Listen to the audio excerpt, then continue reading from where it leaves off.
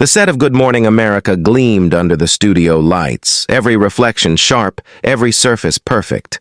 Behind the glass walls overlooking Times Square, the crowd outside pressed closer, their excitement buzzing through the glass.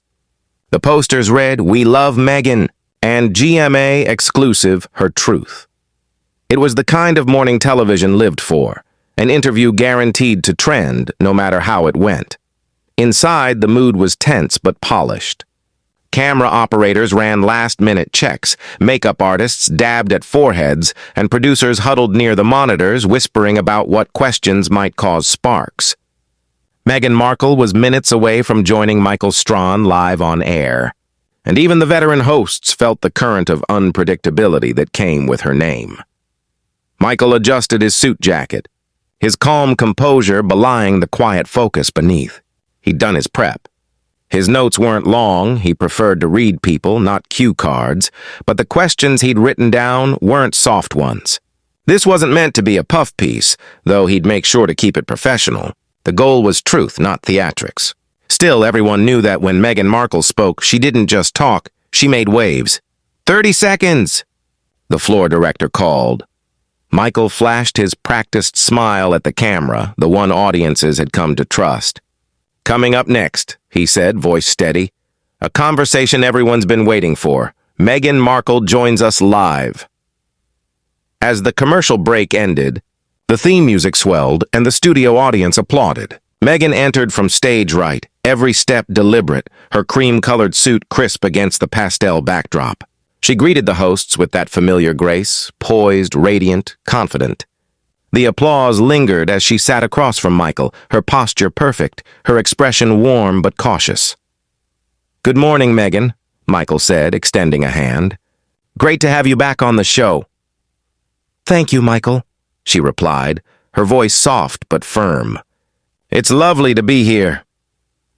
The first few minutes rolled by easily enough. Talk of her foundation, her new lifestyle brand, and her upcoming podcast. The audience clapped politely after each answer, her polished sound bites landing just as her team must have rehearsed them. For a while, it felt like any other celebrity appearance. But Michael was patient. He waited until the scripted part was done, until she'd spoken about empowerment, purpose, and helping women find their voices. That's when he leaned forward slightly and asked, "You've talked a lot about reclaiming your voice and telling your story, but some people would say you've had one of the largest platforms in the world. What does reclaiming mean when so many people have already heard from you?" It wasn't an attack, but it was sharp. Meghan hesitated only a second before smiling again. "I think being heard doesn't always mean being understood," she said. "When you're part of an institution that controls your narrative, even global attention can feel like silence." Michael nodded. "That makes sense. But others might say you've had opportunities to tell your story. Several, actually. The documentary, the interviews, the book. What do you say to those who feel you're repeating the same story?" A few members of the audience murmured softly, as though realizing this wasn't going to be another friendly chat. Meghan straightened her shoulders. "When trauma is repeated, it's not for attention. It's for healing. Every time someone hears it, someone else feels seen." Michael smiled faintly. "Of course. But when people start to see that message tied to business ventures, it starts to feel strategic. Some say it's monetizing pain. Do you understand why that criticism exists?" That one landed like a cold gust.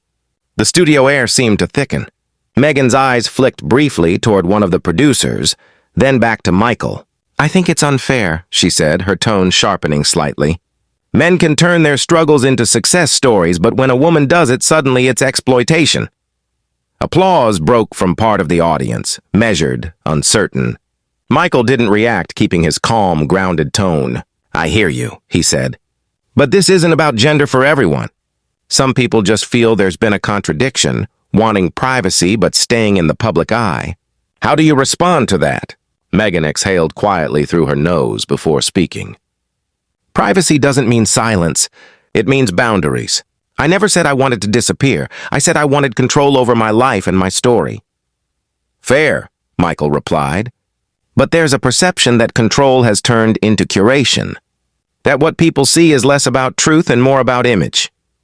She frowned, just slightly, but her expression smoothed out as she said, "The truth can be elegant, Michael. It doesn't have to be messy to be real."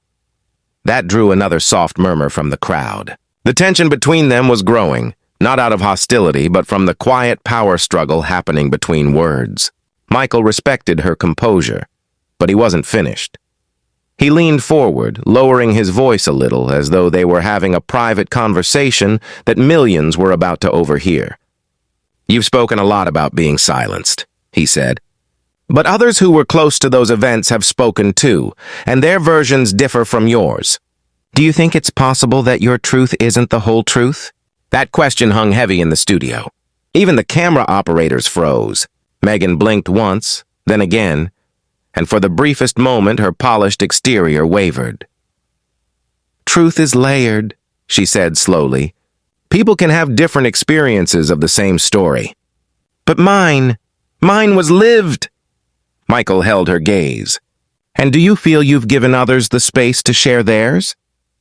She hesitated this time, her silence louder than any answer. The audience waited, half in awe, half in discomfort. Finally, she said, "I've shared my perspective. Others are free to share theirs, but not at my expense." The morning after the interview, the internet had already turned into a battlefield. By sunrise, hashtags like Strahan vs. Meghan, a GMA interview, and Truth or PR trended across X, Instagram, and TikTok. Clips of Michael Strahan calmly leaning forward to ask, "Isn't that a contradiction?" played on loop, dissected by pundits, influencers, and late-night hosts alike. Inside the Good Morning America headquarters, the atmosphere was both triumphant and tense. Michael arrived early, coffee in hand, his phone buzzing non-stop with messages. Most were congratulatory. Friends, former athletes, and even a few journalists applauding him for asking the real questions. But Michael didn't celebrate easily. He'd been in the business long enough to know that today's praise could turn into tomorrow's backlash.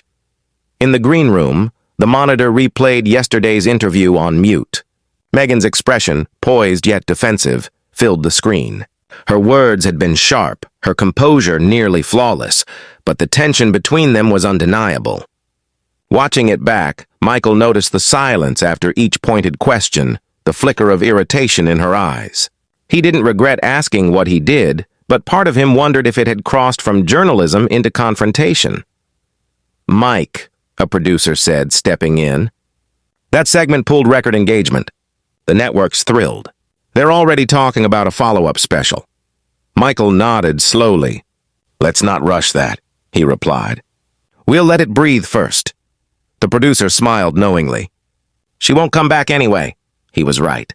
Across town, Meghan's team had gone into full damage control.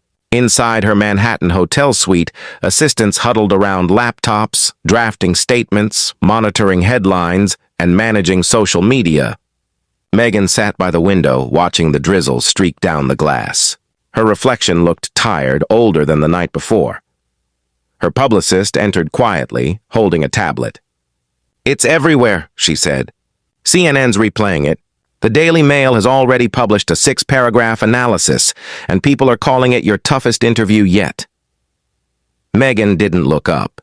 "Toughest," she repeated softly. "Or most unfair?" The publicist hesitated. "Both." Silence lingered. The only sound came from the muffled hum of traffic below. "He ambushed me," Meghan said finally. "That wasn't supposed to be an interrogation." The publicist shifted awkwardly. "You handled it well. Gracefully, even, but the headlines aren't playing that angle." Meghan turned from the window. "What angle are they playing?" The publicist took a breath. "They're saying he called you out, that he asked what everyone else has been afraid to ask." Meghan's jaw tightened. "Of course they are," she said bitterly. "That's what happens when a woman stands her ground. She's labeled evasive, manipulative, defensive." Her assistant appeared in the doorway, phone in hand. "Piers Morgan's already posted a clip of it," she said nervously. "He's calling it a masterclass in accountability." Meghan laughed under her breath, a short, humorless sound. "Of course he is. He's made a career out of hating me." But deep down, something twisted. She had gone on Good Morning America expecting another controlled conversation, a chance to pivot public attention toward her new brand and away from the lingering royal controversies. Instead, she'd walked straight into a storm. At that same moment, Michael sat in his office, scrolling through headlines. The words were everywhere. Michael Strahan stands his ground. GMA host challenges Meghan Markle on live TV. Finally, real questions. He wasn't one for gossip, but this was different. The public reaction had transformed a simple morning interview into a cultural flashpoint. Journalists praised his restraint, fans applauded his courage, and columnists debated whether he'd crossed the line.